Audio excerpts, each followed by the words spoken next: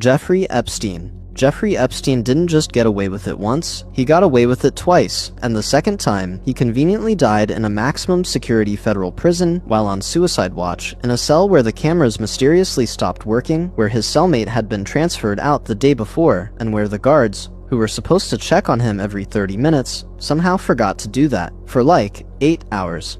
Now, the official ruling is suicide, and sure, maybe, but here's the thing about Jeffrey Epstein. This was a guy who had the phone numbers of presidents, princes, and billionaires stored in a little black book. A guy who ran what federal prosecutors described as one of the largest and most sophisticated sex trafficking operations in American history. A guy who somehow, in 2008, when he was first caught, managed to negotiate a secret plea deal so sweetheart that the prosecutor who signed it, Alexander Acosta, later had to resign from his position as Secretary of Labor just because someone remembered he'd done that. The 2008 deal. Let's talk about the 2008 deal for a second, because it is genuinely one of the most insane legal documents in American history. Epstein was accused of sexually abusing at least 36 underage girls in Palm Beach, Florida. The FBI built a case. Prosecutors built a case. Victims came forward, and then, quietly, behind closed doors, without notifying the victims, which, by the way, was illegal, a violation of the Crime Victims' Rights Act, Epstein pleaded guilty to 2 state charges of soliciting prostitution, not federal trafficking charges, not abuse charges. Soliciting prostitution. He got 18 months in a private wing of a county jail, work release 6 days a week, and his own private security detail. He was allowed to leave jail for up to 16 hours a day to go to his office. He served 13 months.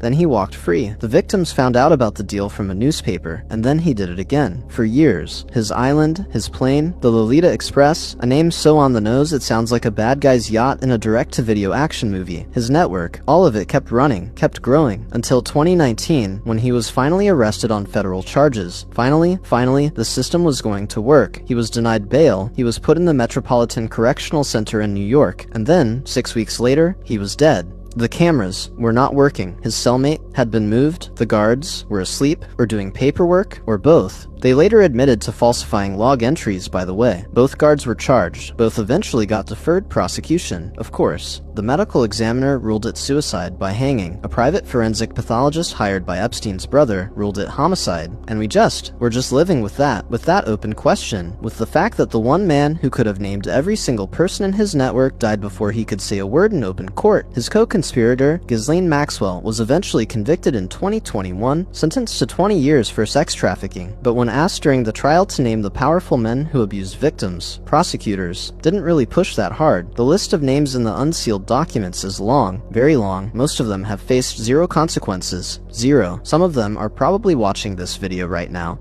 Al Capone. Al Capone was, by any reasonable measure, one of the most violent and prolific criminals in American history. He ran organized crime in Chicago throughout the 1920s. He ordered murders. He orchestrated the St. Valentine's Day Massacre in 1929, where 7 members of a rival gang were lined up against a wall and shot. He bribed politicians, judges, police officers, and basically anyone who could be bribed, which in Prohibition-era Chicago was essentially everyone. He was untouchable. Literally, no one would testify against him. No one who valued their continued existence as a living person. Anyway, witnesses had a funny habit of becoming unavailable. Juries had a funny habit of being sympathetic, and Capone walked around Chicago like he owned the place, which, functionally, he did. So what finally brought him down? Murder? Racketeering? Running an empire of violence and corruption that made entire neighborhoods unlivable? No. Taxes. The federal government got Al Capone on tax evasion. He'd made millions and millions of dollars, and shockingly, had not reported any of it to the IRS. This is technically a crime. It is not the crime that should have put him away. It is not the crime that his victims, the people he had murdered, the communities he had destroyed, deserved to see prosecuted, but it was the only thing that stuck. He was sentenced to 11 years in 1931. He served 7, got out early because he had advanced syphilis, and his brain was essentially leaving him. He spent his remaining years at his mansion in Florida, confused, increasingly disconnected from reality, and very much unpunished for the actual worst things he'd done. The murders, never prosecuted. The massacre, never charged. The empire, it just kept going without him. The lesson America apparently took from this is, make sure criminals pay their taxes. Which, fine, as lessons go, at least it's something.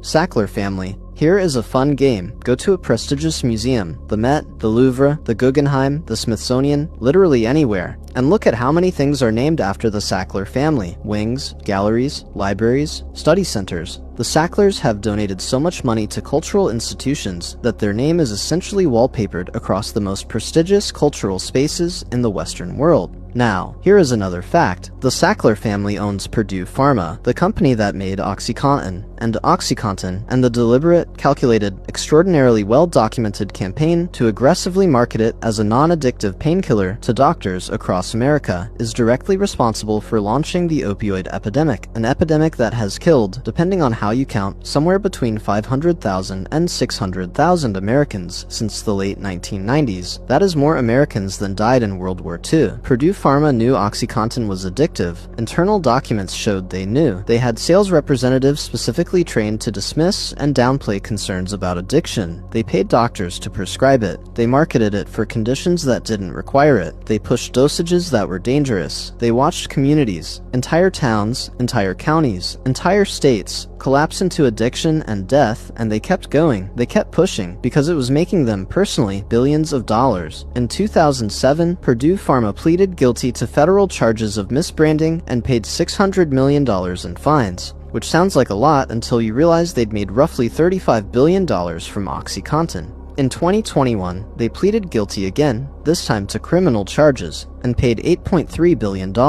Purdue Pharma entered bankruptcy. The company was restructured. The Sacklers personally, in the 2021 settlement, they paid about $4.5 billion. They were granted broad immunity from civil lawsuits, not because a court found them innocent, because it was negotiated. The Supreme Court later struck down part of that immunity deal in 2024, which is something. But as of right now, no individual member of the Sackler family has been criminally charged for any of this. They did, quietly, agree to have their names removed from some museum wings, so that's the punishment. No name on the wall at the Louvre for 500,000 dead people. One of the most chilling details in all of this is an internal Purdue document from the early 2000s when the epidemic was already visibly exploding. A family member, reviewing sales strategy, wrote a memo about ways to capitalize on the addiction crisis, to sell more product to more addicted people, while knowing what was happening. No charges. Their names are just on slightly fewer walls now. Robert Mugabe, Zimbabwe, used to be called the breadbasket of Africa. That is not an exaggeration or a metaphor. In the 1970s and early 1980s, Zimbabwe was one of the most agriculturally productive countries on the entire continent. It exported food, it fed its neighbors, it had a functioning economy, a relatively strong currency, and genuine potential. Then Robert Mugabe happened. Mugabe ruled Zimbabwe from 1980, when it gained independence, until 2017, when he was removed in a military coup at age 93. That is 37 years. During those 37 years, he ran one of the most systematically destructive regimes in modern African history. He oversaw the Gukurahundi massacres in the early 1980s, where his military killed an estimated 20,000 civilians from the Ndebele ethnic group in a campaign that human rights organizations have described as genocide. He destroyed Zimbabwe's agricultural economy through a violent and chaotic land reform program that drove out experienced farmers and collapsed food production. He printed money until inflation reached,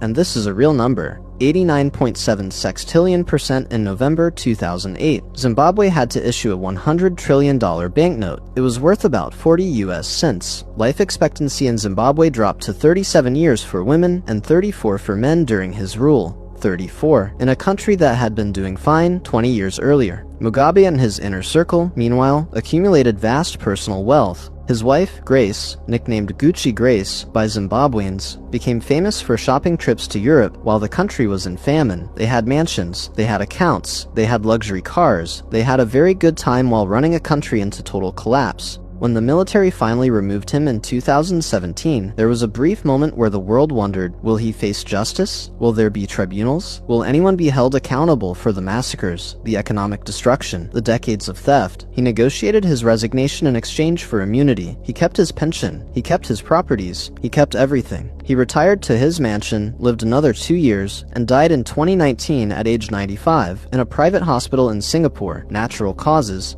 Not a single day in court, not a single charge, just a very long life, very comfortably lived, on the money he stole from one of the poorest countries on earth.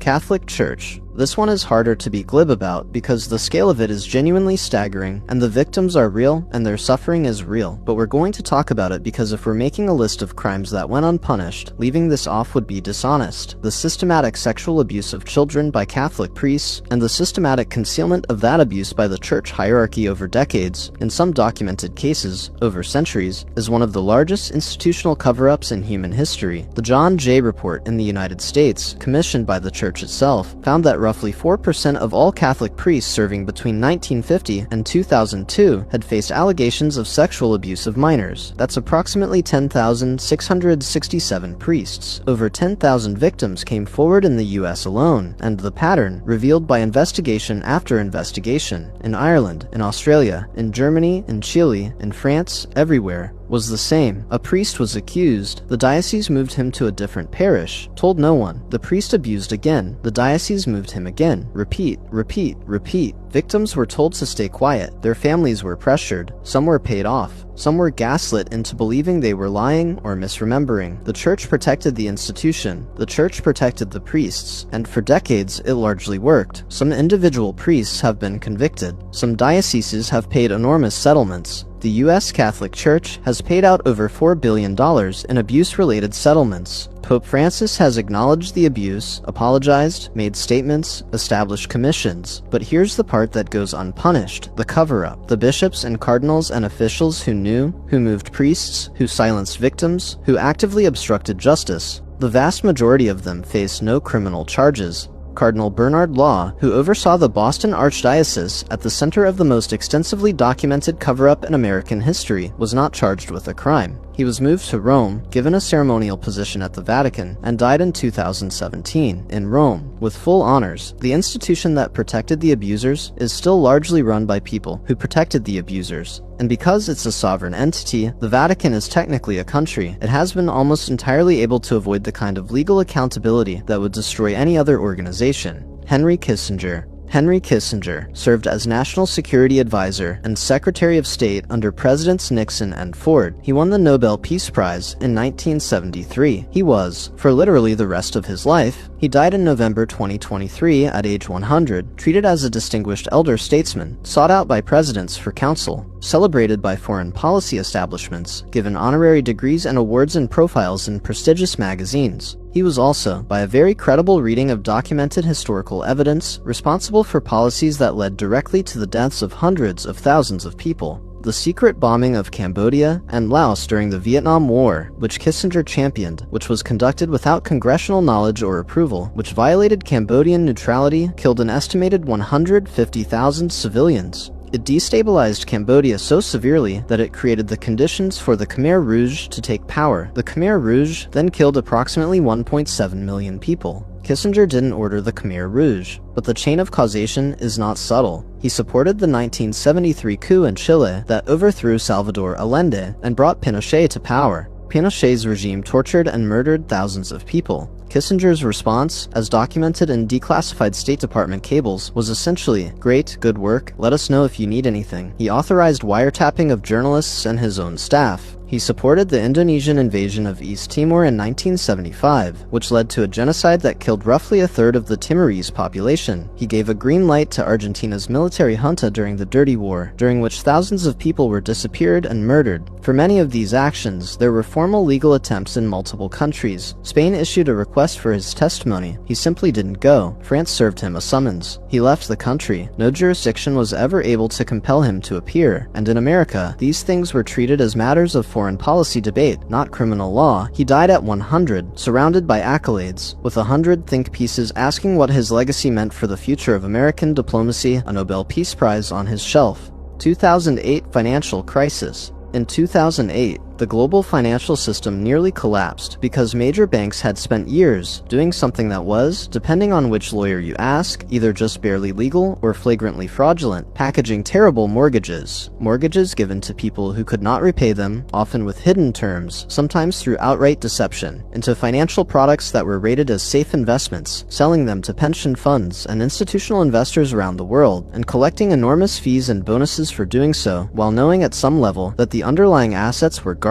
When it collapsed, it wiped out approximately $13 trillion in household wealth in the United States. Millions of people lost their homes, unemployment doubled, the global economy entered the worst recession since the 1930s. Countries in Europe had to be bailed out. Regular people who had nothing to do with derivatives or mortgage-backed securities, lost their savings, their jobs, their houses. The banks were bailed out with approximately $700 billion in public money through TARP. The Federal Reserve lent out trillions more through emergency programs. The banks survived. They paid bonuses that year. Large bonuses, really quite astonishing bonuses. How many senior banking executives went to prison for the financial crisis? 1. Karim Saragildin, a mid-level Credit Suisse trader, served 2.5 years for hiding losses. He is the only person to have served prison time in connection with the financial crisis. One person. The Department of Justice under Obama later acknowledged that it had chosen not to aggressively pursue criminal cases against large banks because it feared doing so would further destabilize the financial system. The concept became known as too big to jail. Banks paid fines. Goldman Sachs paid $5 billion.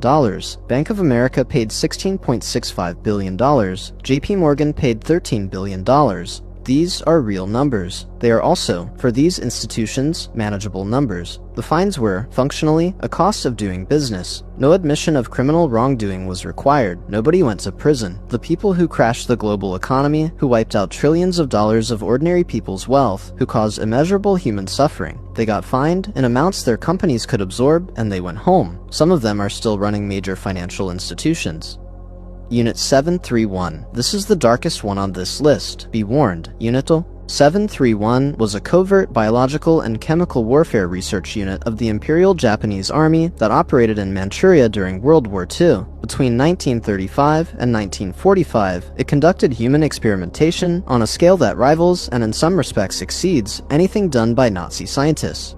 Prisoners, primarily Chinese, Korean, Soviet, and Allied POWs, were subjected to vivisection without anesthesia. They were infected with plague, cholera, typhoid, and anthrax. They were subjected to frostbite experiments, pressure experiments, and were used to test flamethrowers and grenades. Estimates of the number of people killed range from 3,000 to over 200,000. The commander of Unit 731 was Lieutenant General Shiro Ishii. He supervised all of it. After the war, Ishii and the leadership of Unit 731 were not charged at the Tokyo War Crimes Tribunal. Not tried, not mentioned. The United States government made a deliberate, documented decision to grant them immunity in exchange for their research data. The data on biological weapons, on human responses to disease and injury, on the results of experiments that had killed tens of thousands of people. That data was considered valuable enough that the American government decided the people who produced it did not need to face justice. Researchers from Unit 731 went on to have successful post-war careers in medicine, academia, and business in Japan. Shiro Ishii died in 1959 at home of throat cancer, having never faced any formal accountability whatsoever. The Soviet Union did try some Unit 731 members at the Khabarovsk war crime trials in 1949, and received Western skepticism at the time because it was politically inconvenient during the Cold War, which means the most meaningful attempt to hold Unit 731 accountable was dismissed partly for geopolitical reasons. This one keeps legal scholars and historians up at night. It is the starkest documented example of superpower interest actively overriding justice, explicitly and on the record. The research was, to put a sharp point on it, completely inadmissible as scientific evidence in any legitimate context today, because it came from atrocities. But the atrocities were committed, and the people who committed them made a deal, and they went home.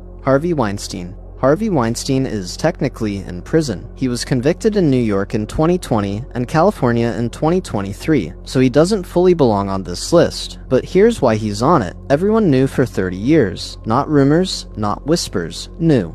His behavior was an industry-wide open secret. There were jokes about him at award ceremonies. Journalists had the story. Multiple journalists, multiple outlets. For years before it was published, women were routinely warned about him when they entered the industry. His own company's board was aware. His brother knew. His colleagues knew. The New Yorker and the New York Times finally published the investigations in October 2017 that triggered the hashtag #MeToo movement. Those investigations existed because sources finally went on the record. Before that, nothing. Decades of nothing. This is the unpunished part. Not just Harvey Weinstein personally, but the entire system that protected him. The lawyers who drafted NDAs, the companies that enforced them, the executives who looked the other way, the colleagues who knew and stayed silent, the industry that built a culture in which this was not only possible, Impossible, but sustainable for 3 decades. Some of those people are still working. Some of them are still powerful. Some of them are still giving each other awards. The Weinstein case became the symbol for #MeToo, and #MeToo changed some things. Genuinely, more women came forward, more cases were prosecuted, more NDAs were scrutinized, but the machinery that enabled it, the culture of silence, the power differentials, the weaponized legal agreements, that machinery still largely exists.